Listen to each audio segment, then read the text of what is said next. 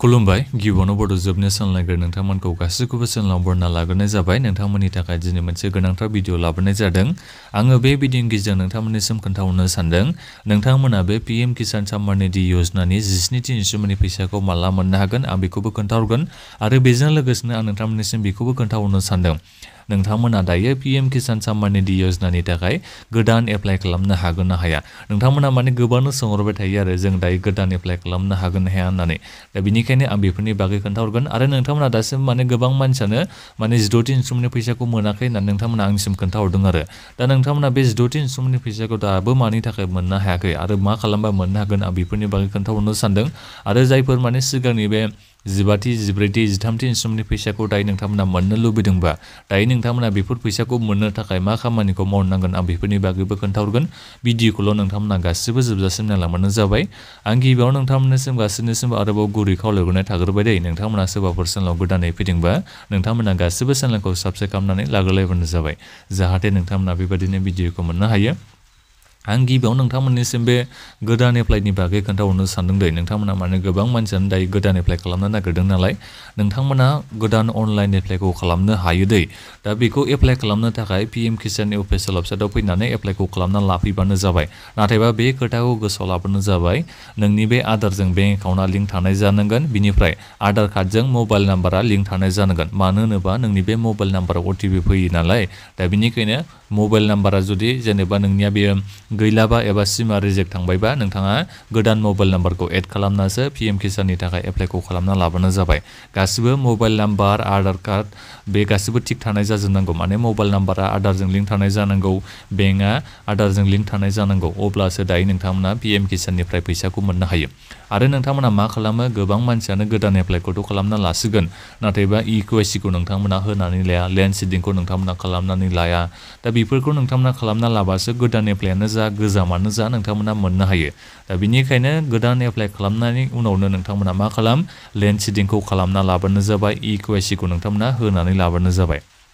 दा बेफोरखौ बोरै खालामनांगौ आं बिनि बागै नोंथांमोननिसिम सिगाङावनो भिडिअखौ लाबोखांखाबाय नोंथांमोना चेनेलाव थांनानै नायहैनो हागोन। दानिया आं नोंथांमोननिसिम खोन्थाहरनो सानबाय नोंथांमोना बे पीएम किसाननि 17थि इनस्टलमेन्टनि फैसाखौ माला मोननो हागोन। दा जोंहा बारा गोबाव जायाखै दाख्लै बावैसो जोंहा फेब्रुवारिनि 20 डेटआवसो जोंहा फैसाखौ सोदों नालाय 16 इनस्टलमेन्टनि फैसाखौ नोंथांमोना जुन मासाव मोनगोन। नाथायबा बे जुन मासाव फार्स्ट उइकआव नोंथांमोना मोननो थांनाय नङा दै मानो होनोबा जोंहा इलेक्सननि रिजाल्टखौनो जुननि 4 तारिखआवसो होगोन नालाय दा बेनिखायनो नोंथांमोना बे पीएम किसाननि 17थि इनस्टलमेन्टनि फैसाखौ नोंथांमोना जुननि लास्ट उइकआव मोनहैनाया चान्स जाहैगोन। गभर्नमेन्टआ जेब्ला फर्म जागोन जेनेबा ओरैनोथ' रिजाल्टखौथ' 4 तारिखआवसो होगोन नालाय जुननि 4 तारिखआव होनाय लोगो लोगोथ' बिथांमोना सरकारखौथ' डाइरेक्ट दानाय नङा नालाय बिथांमोनाथ' एसे समखौ लागोन बेहाय जोंहा समायखिरा बायदिसिना लानाय थागोन नालाय दा बेनिखायनो जायखिजाया नोंथांमोना हमबानो जाबाय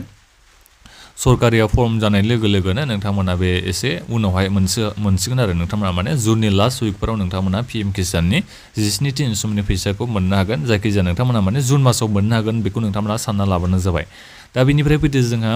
जायफोर नोंथांमोना दासिमबो पीएम किसाननि 17थि इनस्टलमेन्टनि फैसाखौ मोनाखैबा नोंथांमोना मा खालामनांगोन। गिबियावनोथ' गासिबो नोंथांमोना नैबे पीएम किसाननि अफिसियेल वेबसाइटआव फैनानै स्टेटासखौ नायफैग्रोनांगोन। हमना ला नोंथांनि बे स्टेटासआ दायो एफटिअ प्रसेस जादोंबा दाथ' नोंथांमोना आसा खालामनांला पीएम किसाननि 17थि इनस्टलमेन्टनि फैसाखौ दायो मोनाखैबा दायो नोंथांनि एकाउन्टआव फैसा हाबगोन होननानै नोंथाङा बेखौ दायो आसा खालामनो नांला। जोंहा दायो माने मडेल कड अफ कन्डाक्ट जाबाय नालाय दा बेनिखायनो नोंथांमोना जेसांखिनि माने एफटिअ प्रसेसआ न' जाना थादोंबा सिन्था खालामनाङा नोंथांमोना मोननो हागोन। नाथायबा नोंथाङा स्टेटासआ इलिजिबल जानाय जानांगोन इनएलिजिबिलिटि जानानै जुदि एफटिअ प्रसेसआ न' जादोंबा नोंथांमोना फैसाखौ मोनखाला आरो नोङो माने इयुनावबो फैसाखौ मोननो हानाय नंला इलिजिबल जानाय जानांगौ। दा बेनिखायनो जुदि नोङो इलिजिबलबा मानसिया नोङो थारैनो आबादारि नाथायबा नोंनिया बे स्टेटासआ इनएलिजिबिलिटि देखायदोंबा नोंथाङा बेखौ डिस्ट्रिक्टनि एग्रिकालचार अफिसाव थांनानै खामानिखौ मावनानै लाहैनो हागोन बेखौ मिन्थिना लाबोनो जाबाय। आरो जोंना माबादि जादों दायो प्रब्लेमफोरा सोरनाबा स्टेटआव एप्रुभ जायाखै गोदान एप्लाइ खालामनाया सोरनाबा स्टेटआव डिस्ट्रिक्टआवबो एप्रुभ खालामो नालाय दा बेनिखायनो बे एप्रुभेल जानायनि उनावसो नोंथांमोना गोदान एप्लाइ खालामनायफ्रा फैसाखौ मोनो दे। दा बेनिखायनो गोदान एप्लाइबानो नोङो फैसाखौ मोननो हागोन बेखौ साननो नाङा। नोंथांनिया गिबियावनो जोंनि बे डिस्ट्रिक्टआव एप्रुभ जानाय जानांगोन डिस्ट्रिक्टआव एप्रुभ जानायनि उनावसो स्टेटआव एप्रुभेल खालामगोन स्टेटआव एप्रुभेल जानायनि उनाव जोंहा सेन्ट्रेलाव थांगोन दा बेनिफ्रायसो नोंथांमोना फैसाखौ मोननो हायो। दा बेनिखायनो गोदान एप्लाइ खालामगोनबा नोंथांमोना जेनेबा जायफोर खालामखांबायबा नोंथांमोना नैबे स्टेटासआव फैनानै नायफैबाय थानो हागोन हागोन बिनिफ्राय गासिबावबो एप्रुभेल जाखांनायनि उनाव नोंनि नामा नैबे बेनिफिशियारि लिस्टआव फैनाय जानांगोन दै बेनिफिशियारि लिस्टआव नोंनि नामा फैबायबा अब्ला नोंथाङा सानना लादो नोंथाङा पिएम किसाननि बे फैसाखौ मोनबाय थानो हासिगोन होननानै नोंथांमोना बेखौ सानना लानो हायो एबा माने नोंथाङा मोनबाय थानो हाखासिगोन आरो बेखौ मिथिना लाबानो जाबाय दे दा बिनिफ्राय जायफोर नोंथांमोना जेनेबा बे पिएम किसाननि फैसाखौ 13थि 14थि 15थि 16थि इनस्टलमेन्टनि फैसाखौ मोनाखैबा माबा मोनसे जाहोननि थाखाय दा नोंथांमोना बेफोरखौ मोननो हायो दे मा खामानि मावनांगौ आं बेफोरनि बागै सिगाङावनो भिडिअखौ लाबोखांबाय दे जेनेबा सोरनाबा एफडिअ प्रसेस जानाया नोंथांमोनाथ' बेखौ जेबो खामानि मावनो हाया गासिबो थिग थानायनि उनाव एफडिअ प्रसेसआ जादोंबा बेखौ नोंथाङा सिन्था खालामनाङा सानसेबाबो नोंनि बे फैसा हाबखागोनखा आरो जोंहा सेन्ट्रेल गभर्नमेन्टआ जुदि पिएम किसाननि फैसाखौ बुरजा सोना हरोबा नोंथांनि एकाउन्टआव बे फैसा हाबफैगोन दे नोंथाङा माने जयैनो खेबसेनो मोननो हागोन दा बिनिफ्राय जायफोरना इनएलिजिबिलिटि जानाय आदारा बेंक एकाउन्टजों लिंक गैयाबा नोंथांमोनाथ' आसा खालामनाङा नोंनियाव बे फैसा हाबखाया जेब्लाखिनि नोङो माने बे खामानिखौ मावना लाया आदारखौ बेंक एकाउन्टजों लिंक खालामना लाया इक्वाइसि होनानै लाया अब्लासिमहालागै नोङो माने फैसाखौ मोननो हानाय नङा लिंकखौ खालामना लाबानो जाबाय बेनिखायनो जायफोर नोंथांमोना दासिमबो आधार कार्डखौ बेंक एकाउन्टजों लिंक खालामना लायाखैबा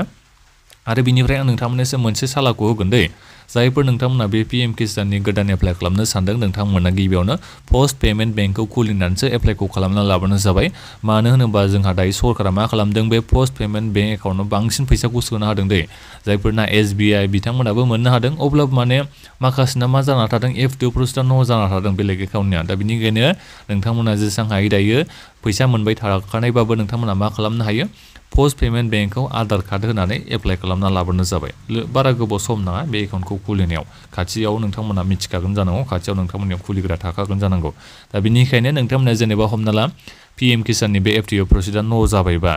एसबिआइ एकाउन्टनि थाखाय नोंथांमोना मा खालामनो हागोन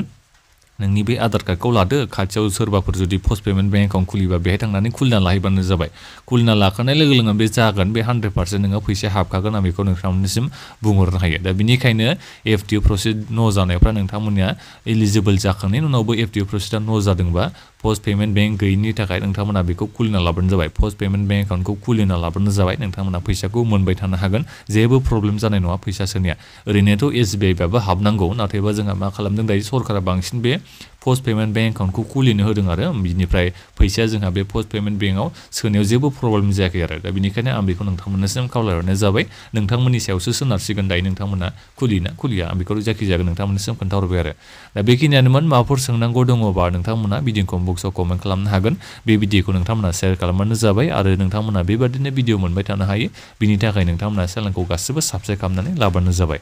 गोजोन्थों